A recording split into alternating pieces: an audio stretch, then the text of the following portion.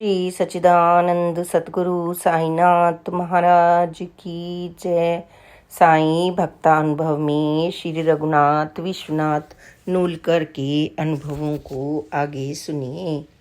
अंतिम बीमारी और सहपाठी द्वारा सेवा। इसके करीब 10-12 दिन बाद तात्या को उनके मधुमेह की वजह से एक फोड़ा निकल आया। धीरे धीरे फोड़ों की संख्या बढ़ने लगी और उनकी हालत बिगड़ने लगी। बाबा साहेब हर समय उनकी सेवा के लिए तैयार रहते। एक तो वे तात्या साहेब के पुराने सहपाठी थे और फिर बाबा ने स्वयं ऐसी आज्ञा दी थी। बाबा साहेब दिन रात तात्या साहेब के बगल में रहते। वे तात्या साहेब की देखरेख को छोड़कर शिरडी से जाने की सोच भी नहीं सकते थे। तात्या साहेब के दोनों पुत्र भी वहां पहुंचे हुए थे और पूरी सामर्थ्य से उनकी सेवा कर रहे थे। उनके बड़े पुत्र वामन राव ने डॉक्टरी की LM एंड सन्स की डिग्री कुछ ही समय पहले पाई थी। शिरडी जैसे छोटे गांव में अंग्रेजी दवा तो मिल नहीं सकती थी और ना ही शल्य क्रिया का कोई साधन था। इसलिए उन्होंने बम्बई तार भेजकर दवा आदि का प्रबंधन किया और फोड़ों पर शल्य चिकित्सा करके पट्टी की। बाबा साहेब भी सतर्क परिचारक की तरह रात दिन तात्या साहेब के समीप बैठे रहते। यहाँ तक कि रात को धीमी आवाज में तात्या साहब कुछ कहते तो बाबा साहब तुरंत उठकर बैठ जाते। एक अनोखा दिव्य दृश्य। तात्या साहेब की हालत बिगड़ती जा रही थी, लेकिन उनकी मानसिक स्थिति बहुत शांत थी। उन्हें कोई सांसारिक लगाव नहीं था और शायद उन्हें ठीक होने की कोई इच्छा भी नहीं थी, क्योंकि ऐसा कभी नहीं लगा कि वे बाबा से अपने ठीक होने की प्रार्थना करते थे। धीरे धीरे उनके शरीर पर कुल 11 फोड़े निकल आए, जिन्हें साफ करने और पट्टी करने में भयंकर पीड़ा होती थी। फिर भी वे उसे चुपचाप सहन करते। बाबा के अतिरिक्त उन्हें किसी और विषय में कोई दिलचस्पी नहीं थी। अपनी शारीरिक समस्या के कारण वे वाड़े में ही लेटे रहते। यहाँ तक कि करवट बदलने के लिए भी उन्हें किसी की सहायता की आवश्यकता होती। वे इसी सोच में रहते थे कि उस समय मस्जिद में क्या हो रहा होगा। वे सबसे पूछते कि बाबा ने क्या कहा, मस्जिद में क्या हुआ, और मन ही मन निरंतर साईं नाम जपते रहते। उनके भाई माँ वगैरह जलगांव में रहते थे। जब भी उनसे पूछा जाता कि क्या उन्हें तार द्वारा सूचित करके बुलवा लिया जाए, तो वे साफ मना कर देते। इसके बाद तात्या साहेब को एक अनोखा दिव्य दृश्य मिला। वे साठेवाड़े में ही लेटे रहने के लिए मजबूर थे।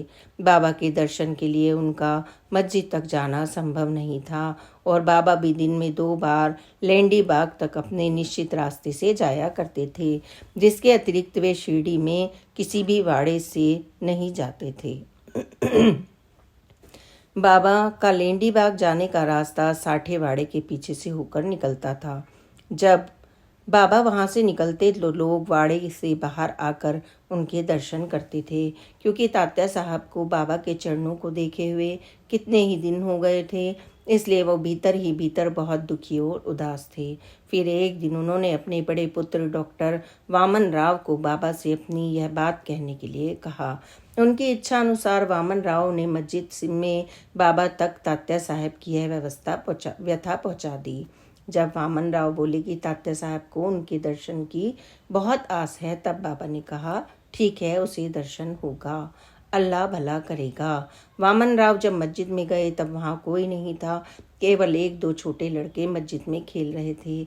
जब भी बच्चे मस्जिद में खेलने जाते तो बाबा भी उनके साथ खेलते, बच्चों के गालों में चुटकियाँ भरते, हंसते और मजाक करते। उस वक्त भी बाबा उन बच्चों के साथ हिल मिलकर खेल रहे थे और लक्ष्मण मामा,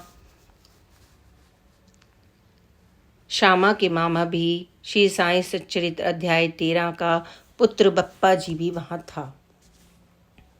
तभी गांव की सड़क से एक कपड़े बेचने वाला जा रहा था। कुछ गांव वालों ने उसे बुलाया और घर के सामने बैठाकर कुछ कपड़े देखने लगे। बप्पा जी भी वहां गया और उन कपड़ों में से अपने सिर पर बांधने के लिए कोई रुमाल ढूंढने लगा। तब बप्पा जी ने एक जरी वाला लाल रंग का कपड़ा छाटा और बाबा से आकर पूछा, बाबा मैं ये ले लूं? बाबा ने कहा, हाँ ले ले। तो बप्पा जी ने वह कपड़ा खोलकर अपने सर पर बांधा और बाबा के चरणों में प्रणाम किया। तब बाबा ने बड़े प्यार से बप्पा जी के गाल पर चुटकी भरी और धीरे से उनके गाल खींचे। बप्पा जी ने अपने सिर से कपड़ा उतार कर बाबा के सिर पर रख दिया और जोर जोर से हंसने लगा। बाबा ने भी थोड़ी देर तक वह कपड़ा अपने सर पर रहने दिया, बड़ी शान से चारों तरफ देखकर मुस्कुराए और वापस बप्पा जी के सर पर रख दिया। इस घटना के थोड़ी देर बाद वामन राव वाड़े लौट आए। हमेशा की तरह तात्या साहब ने पूछा कि मस्जिद में क्या हुआ, क्योंकि वामन को कही हुई यह घटना कोई विशेष बताए जाने वाली नहीं लगी, इसलिए बोले कुछ खास नहीं हुआ। और उन्होंने तात्या साहब को बताया कि उसने उनकी इच्छा बाबा को कह दी है। लेकिन तात्या साहब संतुष्ट नहीं हुए। उन्होंने बार बार वामन राव से अपना सवाल दोहराया कि वह उन्हें ठीक से बताए कि मस्जिद में क्या हुआ। तब वामन राव ने उस घटना को पूरी तरह से कहकर सुनाया। उस घटना को सुनते हुए तात्या साहब की आंखों से प्रेम की अश्रुधारा बह निकली और वे स्तंभित हो गए।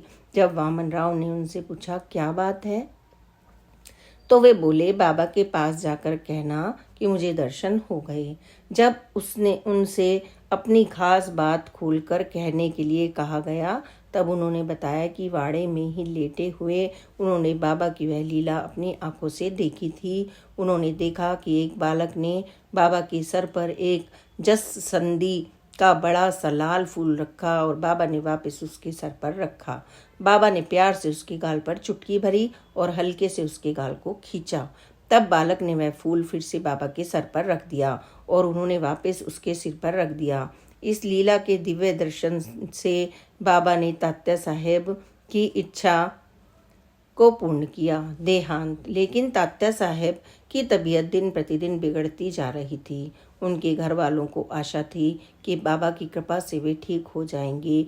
एक रात को लगभग 2 बजे तात्या साहेब ने अपने नौकर को आवाज़ दी तो बाबा साहेब तुरंत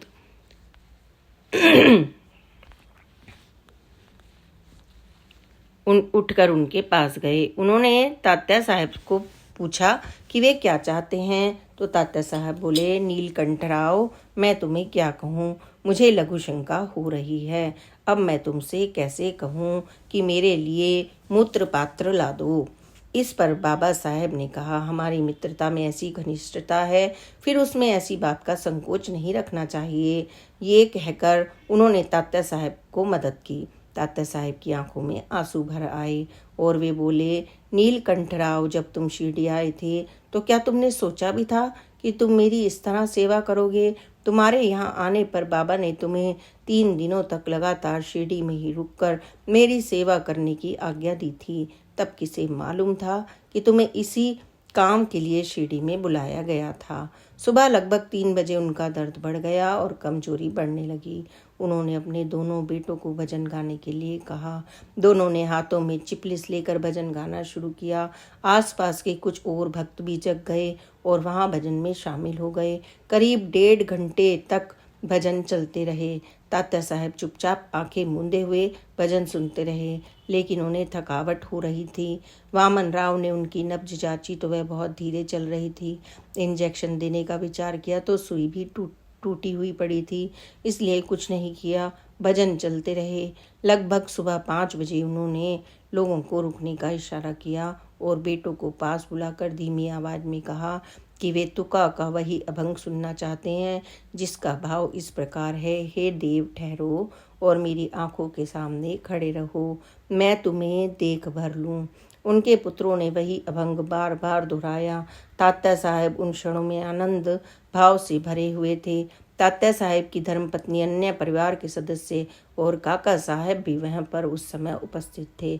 इसी बीच तात्या साहब का छोटा बेटा भागकर राधा कृष्णा माई के पास गया और बाबा का पाद, तीर्थ और उधी ले आया। जब तात्या साहब के माथे पर उधी लगाई गई तो उन्होंने शांत और खुशी की चमक वाली दृष्टि से चारों ओर देखा। उनके मुंह में चम्मच से बाबा का तीर्थ डाला गया और तीसरे घूंट के साथ उन्होंने अंतिम सांस ले ली। इससे कुछ ही देर पहले साईं बाबा ने मस्जिद में कहा, मस्जिद के पीछे बड़ा सितारा टूटा है, और मस्जिद के आंगन में निकलकर जोर से चिल्लाने लगे। जब भी उनके किसी अनन्य भक्त की मृत्यु होती, बाबा अक्सर इस प्रकार का व्यवहार करते थे। उसके बाद अंतिम संस्कार की तैयारी होने लगी। वहां एकत्रित लोगों ने एक एक करके तात्या साहब के चरणों का स्पर्श करके उन्हें श्रद्धांजलि अर्पित की। फिर तात्या साहब की पार्थिव देह को मस्जिद के रास्ते शमशान ले जाया गया। वहां जब उनकी देह को चिता पर रखा गया, तभी राधा कृष्णा माई आई, जो उस समय बाबा के लेंडी बाग जाने वाले रास्ते को साफ कर रही थी। हाथ झाड़ू लिए दौड़ती हुई वहां पहुंची, चिता के चारों ओर एक चक्कर लगाया और बोली, मेरी माँ का प्यारा चला गया। और फिर तात्या साहब के माथे को चूमकर उनके चरणों में प्रणाम किया और चली गईं। श्री सच्चिदानंद सतगुरु साईनाथ महाराज की जय। Please like, subscribe and share this channel. बाबा की अनसुनी लीलाओं को सुनने के लिए इस चैनल को सब्सक्राइब करें और रोज़ बाबा की एक नई लीला को सुनें। ओम साई राम, जय साई राम, ओम साई राम।